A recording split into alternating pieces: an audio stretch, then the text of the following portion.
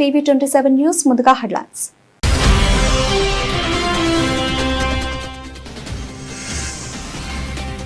ఏ దేశం నుంచి చమురు కొనాలనేది భారత్ ఇష్టమన్న రష్యా. తమ సరఫరాను అమెరికా భర్తీ చేయడం అసాధ్యమని స్పష్టీకరణ.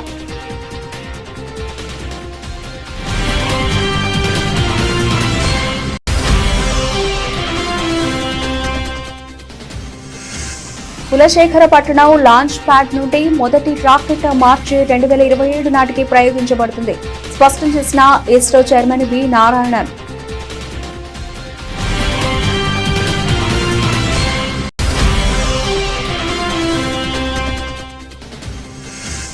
రేవంత్ రెడ్డి ప్రభుత్వం బుజ్జిగింపు రాజకీయాలు చేస్తోందంటూ నితిన్ నబీన్ విమర్శలు. ముస్లిం ఓటు బ్యాంకు కోసం కాంగ్రెస్ ఆరాటపడుతోందని ఆరోపణ.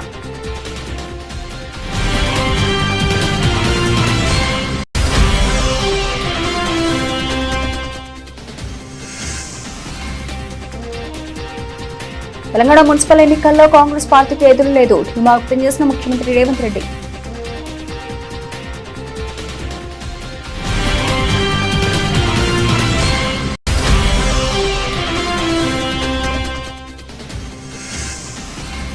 మైక్రో ఎంటర్‌ప్రెన్యూర్లుగా వెనుకబడిన వర్గాలు కార్యాచరణ సిద్ధం చేయాలని సీఎం చంద్రబాబు.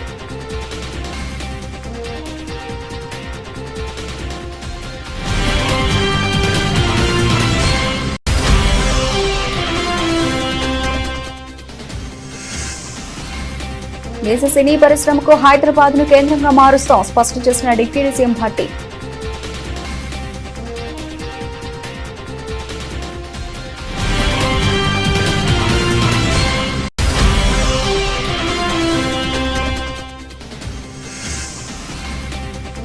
మాజీ మంత్రి అంబటి రాంబాబు కుటుంబాన్ని పరామర్శించిన జగన్. రాష్ట్రంలో జంగిల్ రాజ్ నడుస్తోందని ప్రభుత్వంపై తీవ్ర ఆగ్రహం.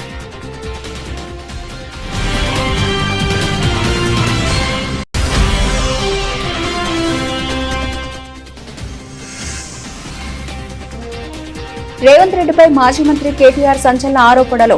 కేఎల్ఎస్ఆర్ ఇన్ఫ్రా సీఎం బినామీ కంపెనీ అని వెల్లడి.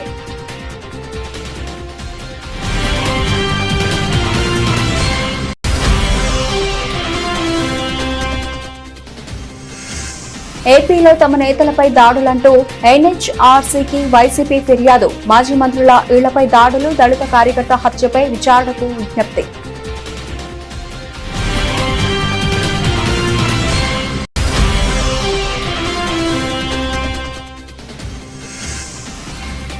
శ్రీ సత్యసాయి జిల్లా ఉపాధి హామీ పనులను పరిశీలించిన వైఎస్ షర్మిల. కూలీలతో మాట్లాడి వారి సమస్యలను తెలుసుకున్న పీసీసీ అధ్యక్షురాలు.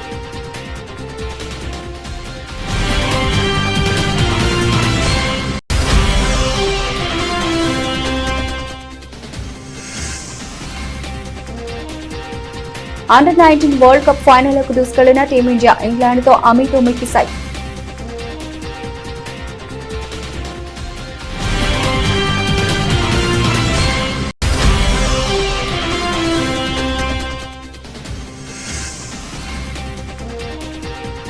బంగారం, వెండి దిగుమతి సుంకం తగ్గింపు అయినా రికార్డు స్థాయికి ధరలు.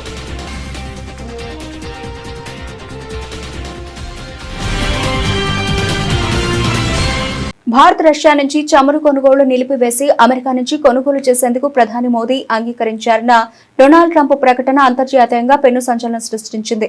ఈ నేపథ్యంలో రష్యా అత్యంత వ్యూహాత్మకంగా స్పందించింది. భారత్ తన చమురు అవసరాల కోసం ఇతర దేశాల వైపు చూడడం కొత్తేమీ కాదని, అది తమకు వ్యతిరేకంగా తీసుకున్న నిర్ణయం కాదని రష్యా అధికార ప్రతినిధి డిమిట్రీ పెస్కోవ్ పేర్కొన్నారు. అయితే చమురు కొనుగోళ్లు నిలిపివేస్తున్నట్లు న్యూఢిల్లీ నుంచి తమకు ఎటువంటి అధికారిక సమాచారం అందలేదని ఆయన స్పష్టం చేశారు. అయితే రష్యా ఇచ్చే భారీ స్థాయి చమురును అమెరికా భర్తీ చేయడం ఆచరణాత్మకంగా అసాధ్యమని ఇంధన రంగ నిపుణులు విశ్లేషిస్తున్నారు.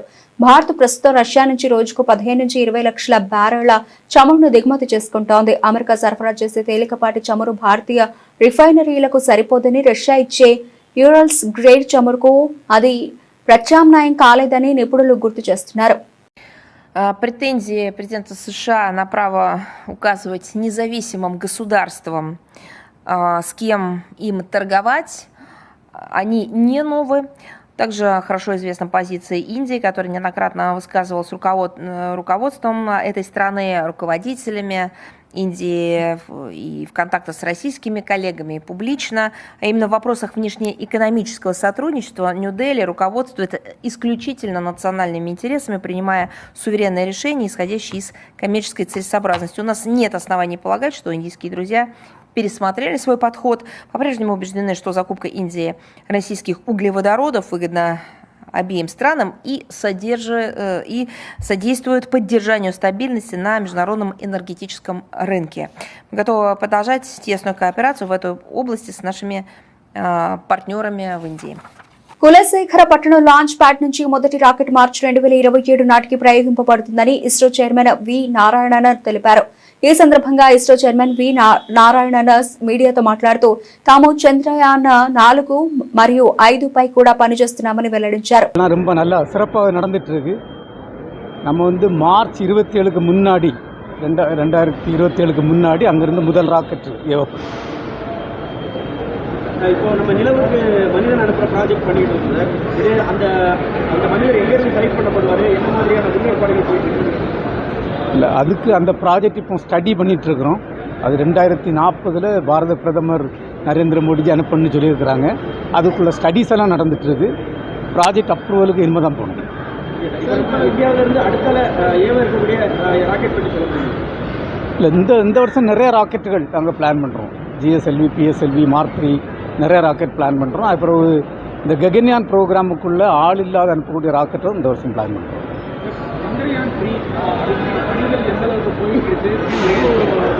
இந்த சந்திரயான் 3 உங்களுக்கு எல்லாம் தெரியும். அது ஆகஸ்ட் 23, 2023 சக்ஸஸாக சாஃப்ட் லேண்ட் பண்ணோம். இப்போ சந்திரயான் 4ம் சந்திரயான் 5க்கும் ஒர்க் பண்ணிகிட்ருக்கோம். அதுக்குள்ள பணிகள் நல்லா நடந்துட்டுருக்கு. சந்திரயான் 4 நிலாவில் இறங்கி அங்கேருந்து சாம்பிள் எடுத்து திருப்பி கொண்டு வந்து ஆராய்ச்சி செய்யக்கூடிய ஒரு திட்டமாகும். அதுக்குள்ள பணிகள் ரொம்ப சிறப்பாக நடந்துட்டுருக்கு. அதே மாதிரி சந்திரயான் 5 ஆர் லூபக்ஸ் மிஷன் சொல்லுவோம். அது ஜப்பானும் இந்தியாவும் சேர்ந்துள்ள ஒரு கொலாபரேட்டிவ் ப்ராஜெக்ட்.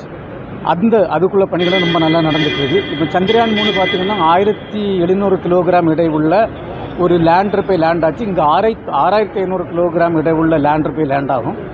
அது மாதிரி சந்திரயான் 3 உள்ள ரோவர் இருக்கு இல்லையா, அது ஒரு 25 கிலோகிராம் தான் இடை. இது 350 கிலோகிராம் இடை உள்ள ரோவர் ஆகும். அதுக்குள்ள பணிகள்லாம் மிகவும் சிறப்பாக நடந்தது. 2028 எல்லாம் அனுப்பப்படும். நன்றி. రాష్ట్రంలో సనాతన ధర్మం మీద జరిగే దాడులను ఎట్టి పరిస్థితుల్లో సహించబోమని బీజేపీ జాతీయ అధ్యక్షుడు నితిన్ నబీన్ హెచ్చరించారు. మహబూబా నగర్ లోని ఎంవీఎస్ డిగ్రీ కళాశాల మైదానంలో జరిగిన విజయ సంకల్ప సమ్మేళనంలో ఆయన మాట్లాడుతూ ముస్లిం ఓటు బ్యాంకు కోసం కాంగ్రెస్ ఆరాటపడుతోందని మండిపడ్డారు. రాష్ట్రంలో హిందూ దేవాలయాలపై దాడులు జరుగుతున్నా నోరు మెదపడం లేదని, ఆలయాల భూములు ఆక్రమిస్తున్నారని ఆరోపించారు. నిజాం నిరంకుశ పాలనకు వ్యతిరేకంగా ఎందరో పోరాడారని అన్నారు. హైదరాబాద్ విముక్తి కోసం సర్దార్ వల్లభాయ్ పటేల్ కృషి చేశారని అన్నారు. రేవంత్ రెడ్డి ప్రభుత్వం బుజ్జిగింపు రాజకీయాలు చేస్తోందని ఆరోపించారు. వక్ఫ్ బోర్డును బలోపేతం చేసేందుకు చూస్తోందని అన్నారు. బలహీన వర్గాలకు న్యాయం జరగలేదని, ఎస్సీ ఎస్టీ సంక్షేమ పథకాల నిధుల్లో ప్రభుత్వం కోత విధిస్తోందని ఆరోపించారు. तेलुगु लोगों को, तेलुगु भाषा को और इसकी संस्कृति को लगातार दमन किया है और कहीं न कहीं हम लोगों ने उनके उस बयान को भी देखा है जिसमें उन्होंने हमारे संस्कृति को, हमारी सनातनी परंपराओं को नष्ट करते हुए ये नारा दिया कि Congress is Muslim and Muslim is Congress. ये नारा कहीं न कहीं शर्मसार करता है इस राज्य के मुख्यमंत्री के उस चरित्र को जिन्होंने इस प्रकार का बयान दिया और कहीं न कहीं कांग्रेस की चरित्र को सामने किया कि कांग्रेस केवल और केवल मुस्लिम वोट बैंक की राजनीति के लिए आगे काम करती है, जनता के लिए नहीं। तेलुगु देशम और तेलुगु के जो लोग हैं, यहाँ के लोगों के प्रति उसकी कोई भावना नहीं है. మిత్రులారా, ఈరోజు తెలంగాణలో రాజకీయాలు ఒక మలుపు చేరుకున్నాయి. ముఖ్యంగా ఈ తెలంగాణ ప్రాంతంలో అధికారంలో ఉన్నటువంటి కాంగ్రెస్ పార్టీ, ముఖ్యమంత్రి రేవంత్ రెడ్డి గారు కేవలం కొన్ని వర్గాలను బుజ్జగించడానికి, కొన్ని వర్గాలను సంతృప్తిపరచడానికి ఏ రకంగా ఈ మధ్యలో వారు వాక్యాలు చేశారు.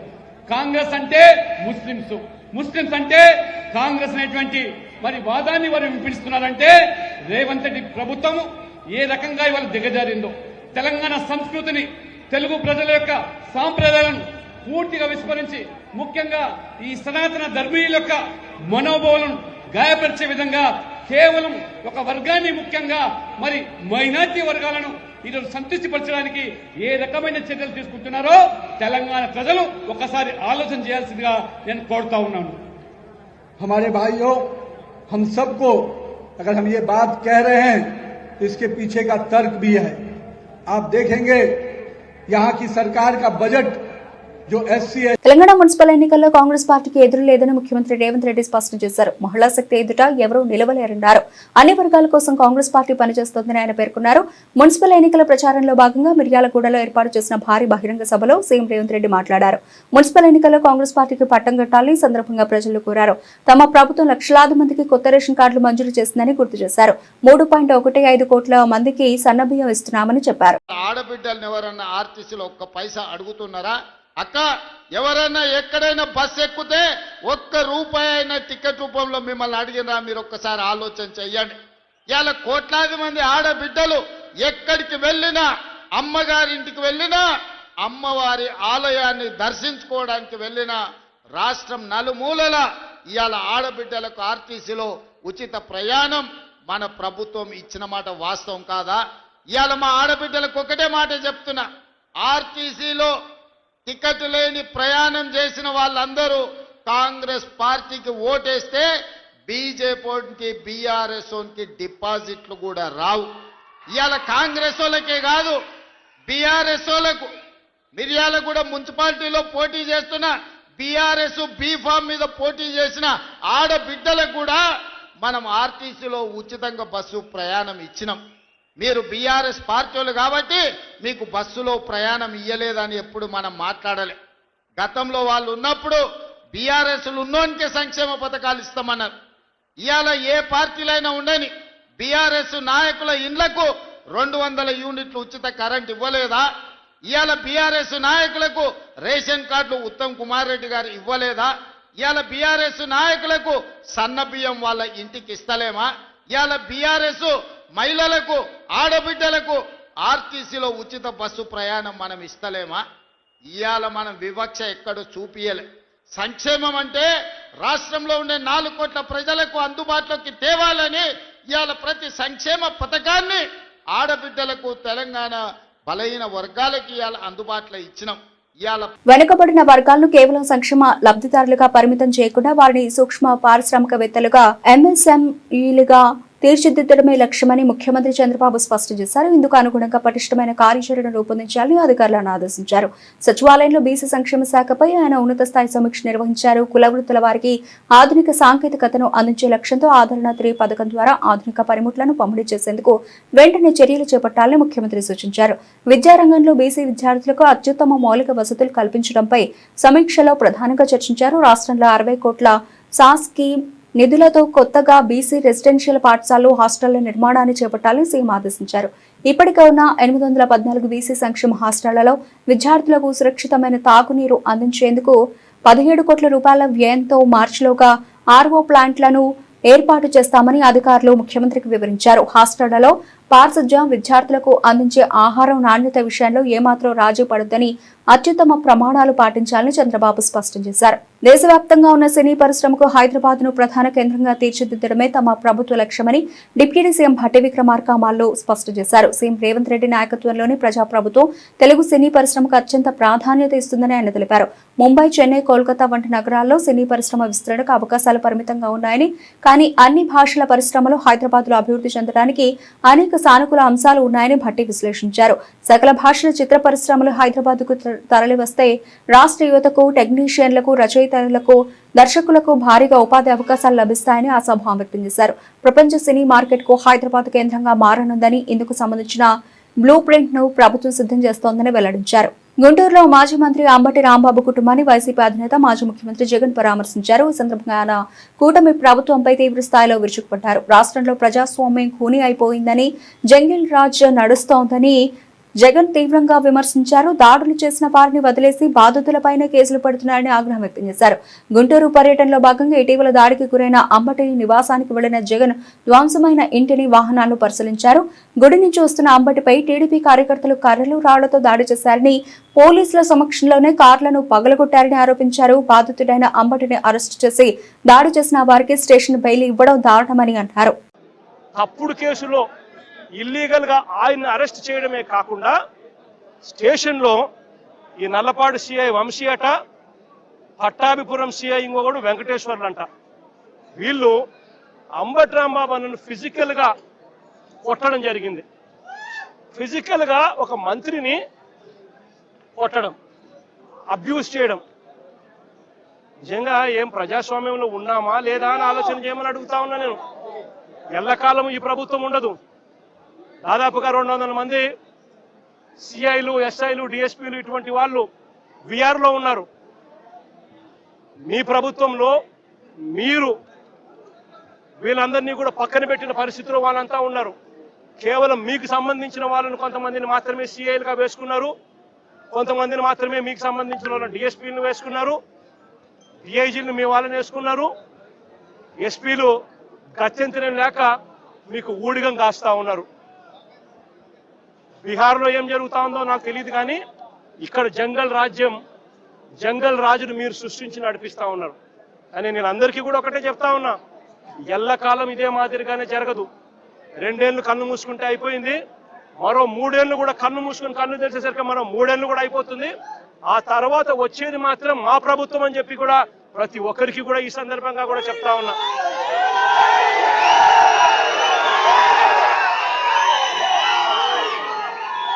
చంద్రబాబు నాయుడు గారికి చెప్తా ఉన్నాను, ఆయన కొడుకు చెప్తా ఉన్నాను, ఆయనకు కొమ్ము కాస్తా ఉన్నా ఆయన పార్టీ ఇతర పార్టీ నాయకులకు చెప్తా ఉన్నాను, ఆయనకు కొమ్ము కాస్తా ఉన్నా ఇలాంటి పోలీస్ అధికారులకు కూడా చెప్తా ఉన్నాను. ఎల్లకాలం ఇలా అన్యాయం చేస్తా ఉంటే మాత్రం ఎప్పుడు కూడా దేవుడు చూస్తూ ఊరుకోవడానికి మాత్రం గుర్తుపెట్టుకోండి. ఖచ్చితంగా మీకు మొట్టికాయలు పడతాయి. రేపు పొద్దున మా ప్రభుత్వం వచ్చిన తర్వాత వీటి అన్నిటి మీద కూడా ఎంక్వైరీలు వేస్తాము, వడ్డీతో సహా చెల్లిస్తారు అని కూడా ఈ సందర్భంగా అందరికీ కూడా చెప్తా ఉన్నాం. వైఎస్ఆర్సీపీకి సంబంధించిన ప్రతి కార్యకర్త చంద్రబాబు నాయుడు గారు ఈ మాదిరిగా చేస్తే భయపడతారు అని చంద్రబాబు నాయుడు అనుకుంటే చంద్రబాబు నాయుడు గారు మూర్ఖుడు అని చెప్తా ఉన్నాను. బంతి ఎంత బలంగా నేలకేసి కొడితే బంతి అంత బలంగా 4 ఇంతల వేగంతో పైకి లేస్తుంది అన్నట్టుగా వైఎస్ఆర్ కాంగ్రెస్ పార్టీ కార్యకర్తలు 4 ఇంతల వేగంతో ఇంకా రెచ్చిపోయి చంద్రబాబు నాయుడు గారి ప్రభుత్వాన్ని కూపటి వేలతో సహా కార్యక్రమం కూడా జరుగుతుందని కూడా ఈ సందర్భంగా గట్టిగా చెప్తా ఉన్నాం.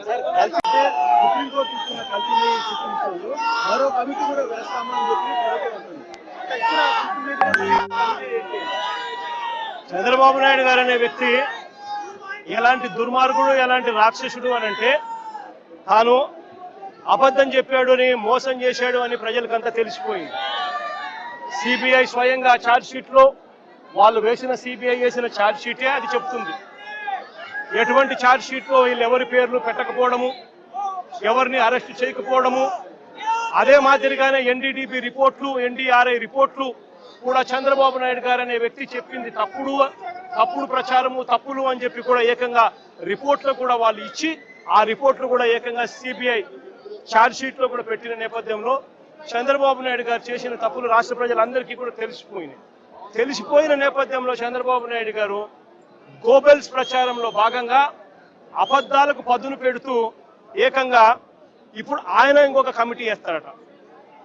రాష్ట్ర ప్రభుత్వం ఇంకొక కమిటీ వేసి సిబిఐ చెప్పింది తప్పు, ఎన్డీడీబీ రిపోర్ట్ ఇచ్చింది తప్పు, ఎన్డీఆర్ఐ ఇచ్చింది తప్పు, కానీ చంద్రబాబు నాయుడు వేసే ఆయన కమిటీ రిపోర్ట్ మాత్రం అదే మాదిరిగా చెప్పాలి అని చెప్తూ ఆయనకు కావలసిన విధంగా ఇంకొక రిపోర్ట్ వేసుకొని రాష్ట్ర ప్రజల మీద దాన్ని కూడా రుద్దే ప్రయత్నం కూడా చేస్తా ఉన్నాడనంటే, ఇంతకన్నా దిగజారిపోయిన రాజకీయ నాయకుడు ప్రపంచ చరిత్రలో ఎత్తినా కూడా ఎక్కడా కూడా కనిపించడు అని సందర్భంగా చెప్తాను. తెలంగాణ కాంగ్రెస్ ప్రభుత్వం సీఎం రేవంత్ రెడ్డిపై బీఆర్ఎస్ వర్కింగ్ ప్రెసిడెంట్ కేటీఆర్ తీవ్ర ఆరోపణలు చేశారు. ఈ సందర్భంగా ఆయన మీడియాతో మాట్లాడుతూ కాంగ్రెస్ స్కామ్లను ఒక్కొక్కటిగా బయటపడుతున్నామని, మూసీ నది పేరిట లక్షల కోట్ల దోపిడీని బీఆర్ఎస్ అడ్డుకుందని అన్నారు.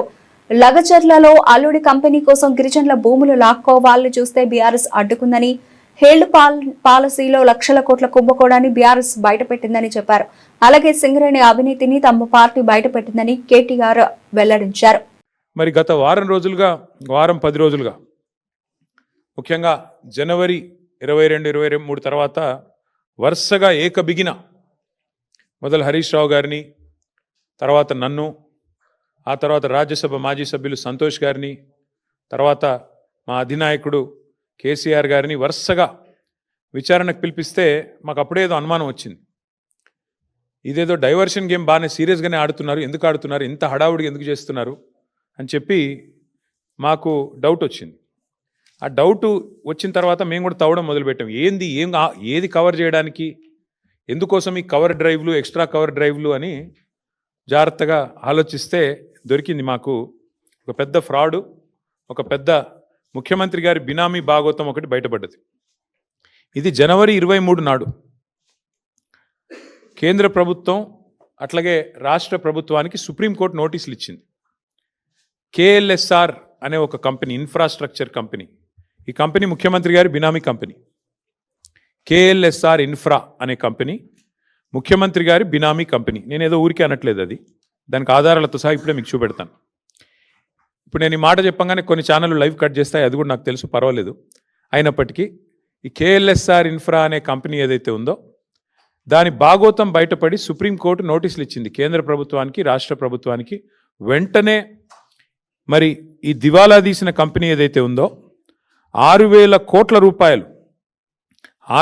కోట్ల రూపాయల వర్కులు వీరికి దివాలా తీసిన సమయంలోనే, స్పష్టంగా నేను చదువుతాను, మీరు వినండి.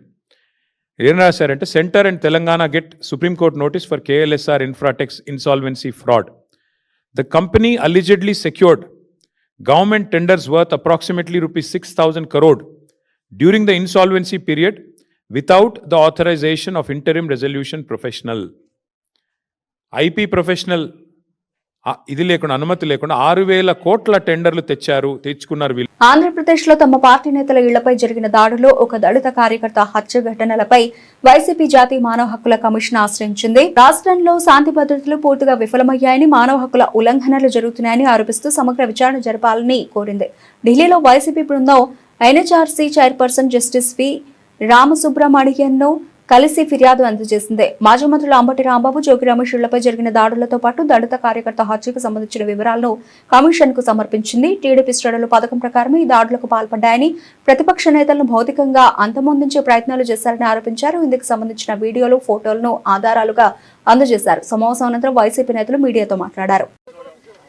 భారతదేశ నడిబొడ్డున ఆంధ్రప్రదేశ్లో జరుగుతున్నటువంటి అకృత్యాలు, అమానుషాలు, దాడులు, అఘాయిత్యాలు, పర్టికులర్గా దళితుల మీద దాడులు, వీటన్నిటి గురించి ఆంధ్ర రాష్ట్రంలో రాజ్యాంగం అపహాస్యం అవుతుందని చెప్పి చెప్పుకోవటానికి ఈరోజు దేశం నడుబడుతున్నటువంటి నేషనల్ కమిషన్ని, అలాగే దళితుల మీద దాడులు, అఘాయిత్యాల గురించి చెప్పుకోవడానికి నేషనల్ SC కమిషన్ని కలవాలని మా ఎంపీల నేతృత్వంలో, అట్లాగే రాష్ట్రంలో ఉన్నటువంటి మాజీ మంత్రులు, ఎమ్మెల్యేలు, ఎమ్మెల్సీల యొక్క నాయకత్వంలో ఇక్కడికి రావటం జరిగింది. హ్యూమన్ రైట్స్ కమిషన్ చైర్మన్ గారిని కలిసాం.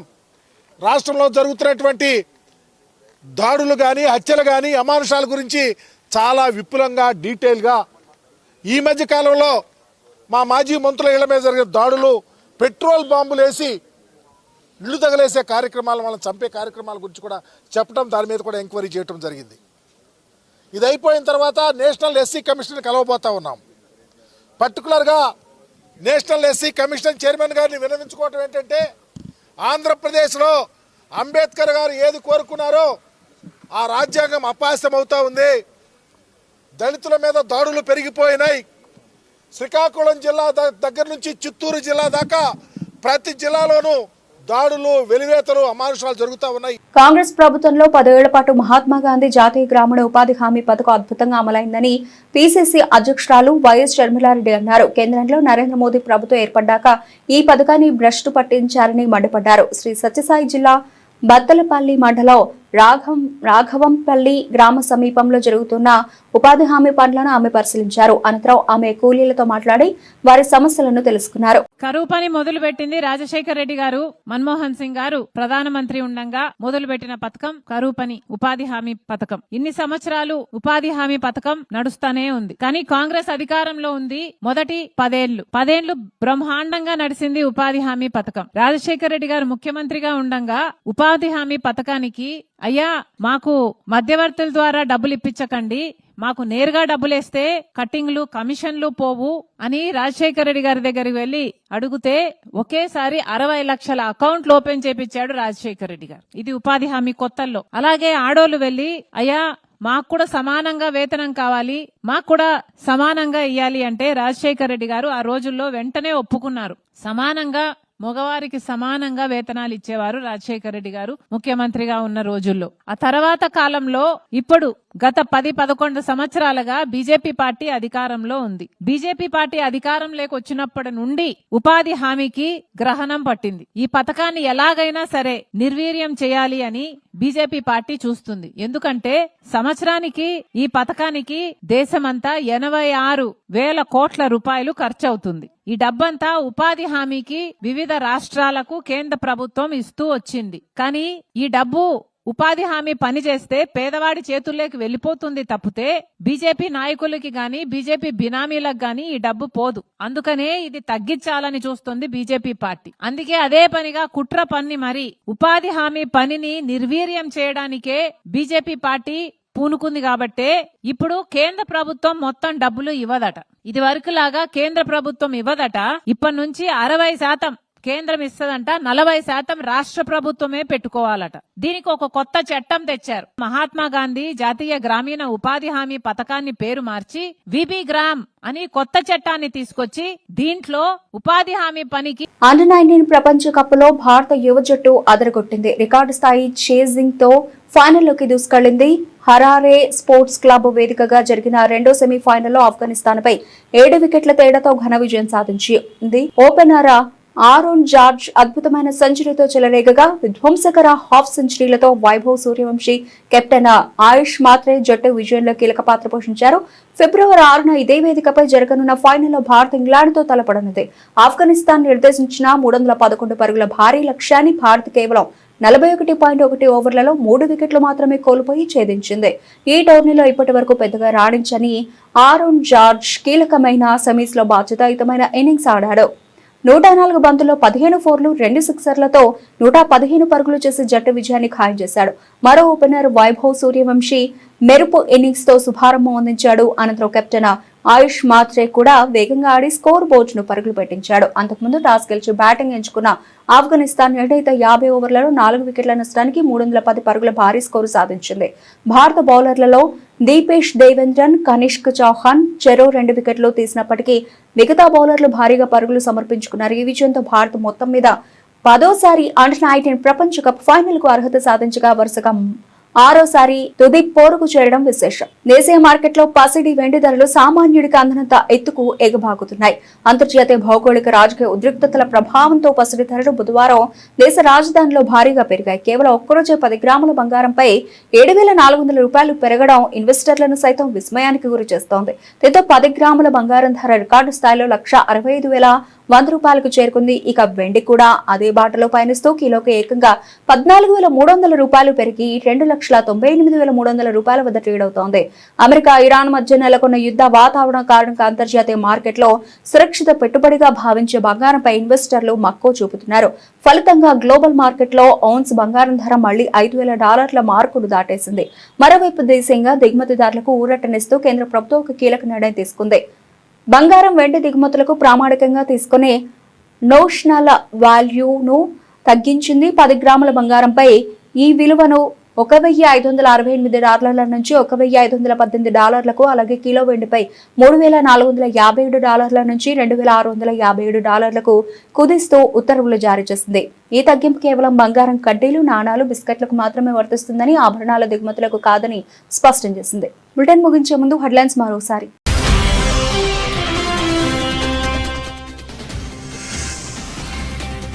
ఏ దేశం నుంచి చమురు కొనాలనేది భారత్ ఇష్టమన్న రష్యా. తమ సరఫరాను అమెరికా భర్తీ చేయడం అసాధ్యమని స్పష్టీకరణ.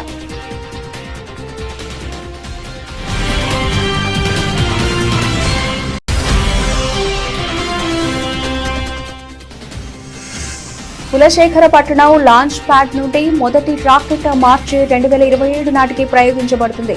స్పష్టం చేసిన ఇస్రో చైర్మన్ వి నారాయణన్.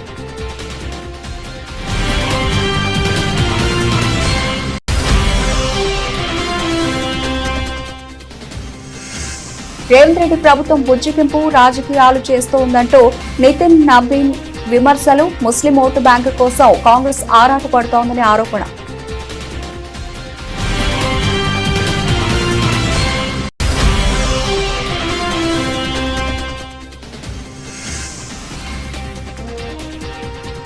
తెలంగాణ మున్సిపల్ ఎన్నికల్లో కాంగ్రెస్ పార్టీకి ఎదురులేదు. ధీమా వ్యక్తం చేసిన ముఖ్యమంత్రి రేవంత్ రెడ్డి.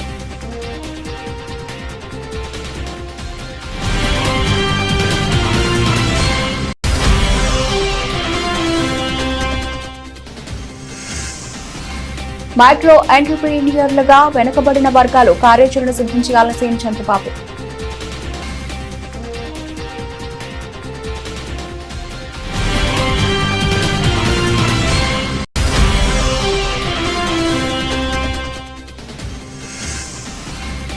దేశ సినీ పరిశ్రమకు హైదరాబాద్ ను కేంద్రంగా మారుస్తాం స్పష్టం చేసిన డిప్యూటీ సీఎం భట్టి.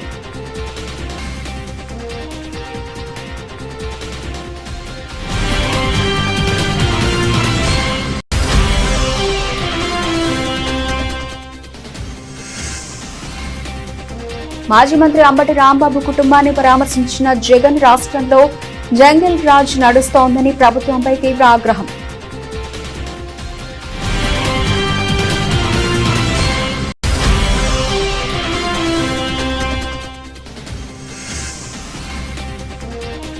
రేవంత్ రెడ్డిపై మాజీ మంత్రి కేటీఆర్ సంచలన ఆరోపణలు. కేఎల్ఎస్ఆర్ ఇన్ఫ్రా సీఎం బినామీ కంపెనీ అని వెల్లడి.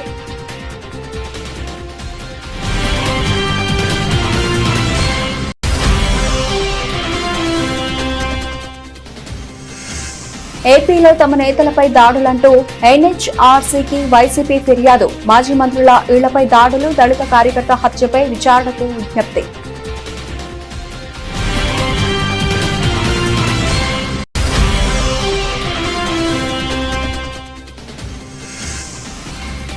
శ్రీ సత్యసాయి జిల్లా ఉపాధి హామీ పనులను పరిశీలించిన YS Sharmila.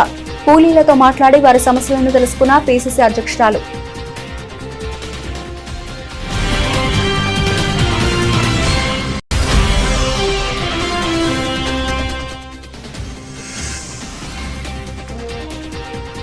Under-19 world cup ఫైనల్కు దూసుకెళ్లిన టీమిండియా. ఇంగ్లాండ్తో అమీతుమీకి సై.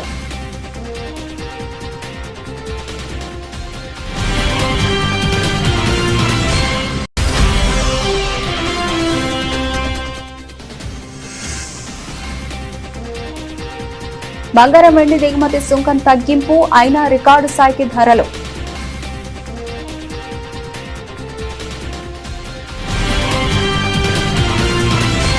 ఇవి ఇప్పటివరకు నబల్సిన అప్డేట్స్. మరిన్ని అప్డేట్స్ తో మళ్ళీ కలుద్దాం. అంతవరకు సెలవు. నమస్తే.